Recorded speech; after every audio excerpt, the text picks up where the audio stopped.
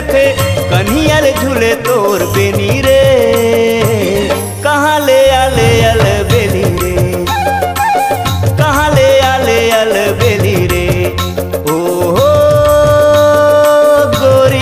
गोरी रे नैना चार कर ले मोर संग प्यार कर ले, नैना चार कर ले मोर संग प्यार कर ले।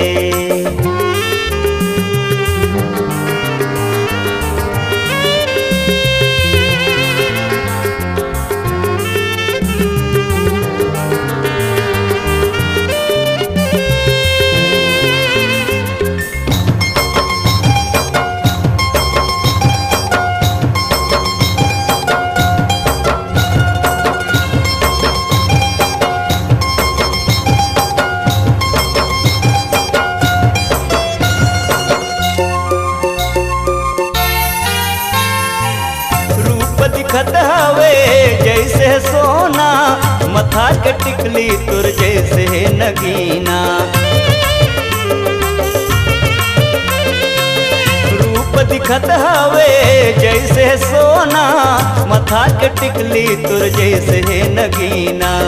गोरियो गोरी सुन वो अल बेली सुन, वो चंदा के चकोरी रे।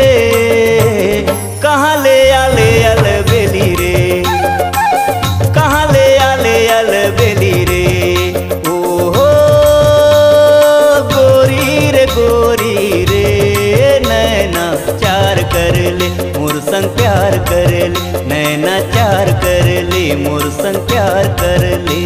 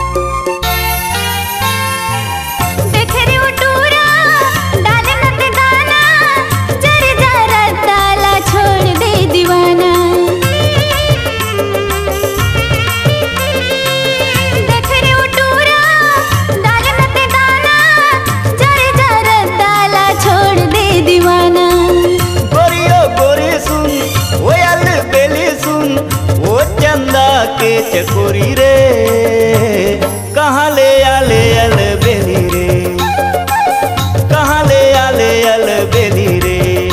ओहो गोरी रे नैना चार कर ले मोर संग प्यार कर ले, नैना चार कर ले मोर संग प्यार कर ले।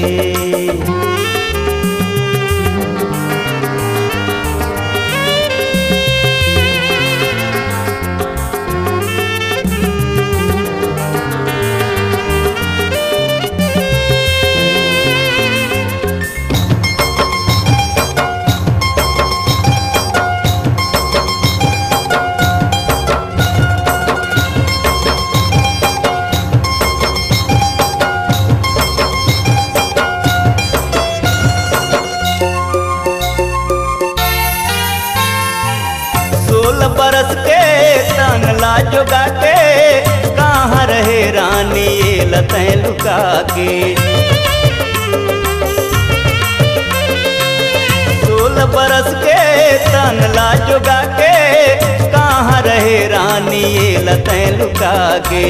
गोरियो गोरी सुन वो अल बेली सुन, वो चंदा के चकोरी रे कहाँ ले आले अल बेली रे, कहाँ ले आले अल बेली रे। ओहो गोरी रे नैना चार कर ले मोर संग प्यार कर ले, नैना चार कर ले मोर संग प्यार कर ले। बोली तोर मिठू लथे चाल तोर हिरनी लथे, कन्हियल झूले तोर बेनी रे। कहाँ ले आले अल